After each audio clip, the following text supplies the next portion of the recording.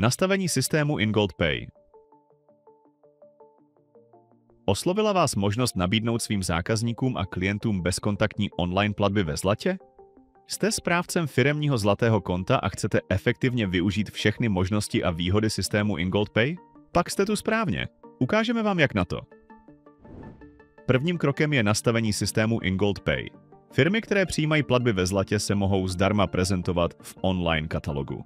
Ten je navržen tak, aby klientům se zlatými konty ePlan Gold nebo ePlan Rentier pomohl najít místa, kde mohou za nakoupené služby a zboží zaplatit zlatem. Nastavení můžete udělat v okamžiku, kdy je zautorizovaná smlouva ePlan Max vaší firmy. Otevřete detail smlouvy ePlan Max, přejděte na záložku Systém InGold Pay a připravte prezentaci své firmy v katalogu. Zadejte název firmy nebo obchodu. Označení, které zde uvedete, bude zobrazeno u všech vašich poboček zveřejněných v katalogu.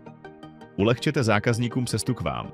Katalog obsahuje také mapu s navigací, proto doporučujeme uvést název přesně tak, jak je uveden na vaší provozovně, na vašem vývěsním štítu. Pokračujte popisem činnosti své firmy. Sdělte návštěvníkům katalogu, na co se u vás mohou těšit, čemu se věnujete a co jim nabízíte. Pokud máte vlastní webové stránky, můžete je ve své prezentaci v katalogu také uvést. Katalog umožňuje fulltextové vyhledávání i filtrování podle kategorie činnosti. Svoji firmu můžete zařadit až do 3 kategorií, které nejpřesněji vystihují váš obor podnikání. Jste kavárna, prémiový butik nebo třeba autoservis? Jasná kategorizace vám pomůže být vidět přesně tam, kde máte být. Posledním údajem je označení první pobočky. To může být sídlo firmy, centrála nebo jiná provozovna, kde budete přijímat platby ve zlatě. Stačí uvést název pobočky a její přesnou adresu. Název pobočky je neveřejný a bude sloužit hlavně správci firemního konta, kterému usnadní její identifikaci při správě systému. Na tuto první pobočku je přiřazen také první terminál, který vám odešel zdarma ve startovacím balíčku. Zbývá ještě volba, zda tuto pobočku chcete zveřejnit v katalogu firem.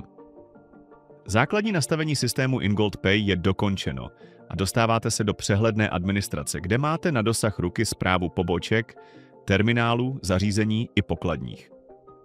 Rozsah, v jakém využijete nabízené možnosti, závisí pouze na vašich potřebách a vašem rozhodnutí. Platby ve zlatě budete přijímat pouze vy, správce firemního konta? Pak máte hotovo. Stačí vám jedna pobočka a aplikace IBIS InGold. Pokud ovšem máte více prodejen, provozoven a platby ve zlatě bude přijímat více zaměstnanců, pokračujte dál.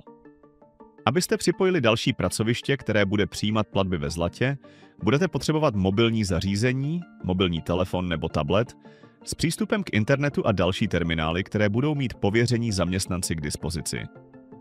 Do mobilního zařízení si pokladní na pobočce stáhnou aplikaci InGold Pay. Tato aplikace je provede připojením k firemnímu kontu, dále jim umožní zadat příchozí platby ve zlatě a poskytne jim přehled plateb ve zlatě, které sami přijali. Vy, jako správce firemního zlatého konta, prostřednictvím administrace nastavíte všechna potřebná práva. Začněte přidáním pobočky. Vyplníte její název, její přesnou adresu a určíte, zda má být zobrazována v katalogu InGold Pay. Pod pobočkou určete pokladní, tedy osoby, které budou mít oprávnění přijímat platby ve zlatě. Uvedete jméno a příjmení zaměstnance a nastavíte jeho přihlašovací údaje. Vámi nastaveným přihlašovacím jménem a heslem se následně bude zaměstnanec připojovat do aplikace InGold Pay. Předejte mu je bezpečnou cestou dle vašich firemních zvyklostí a postupů. Máte zaměstnance, který pracuje na více provozovnách? I na tuto situaci jsme připraveni. U zaměstnance upřesníte, na kterých pobočkách může přijímat platby ve zlatě. Zbývá ještě objednat další platební terminály. Po výběru volby nový terminál se vás zeptáme na formu úhrady. Terminál totiž můžete zaplatit jak zlatem, tak penězi. Po tomto výběru přejdete do klasického jednorázového nákupu, ve kterém objednávku zrealizujete. Kromě specifikace množství vás požádáme o doplnění názvu terminálu. Pozor! Uvedený název bude vytištěný na terminálu. Proto doporučujeme uvést například název firmy nebo označení obchodu. Terminály můžete dle potřeby přesunout pod jinou pobočku, například v okamžiku personálního posílení jedné z nich.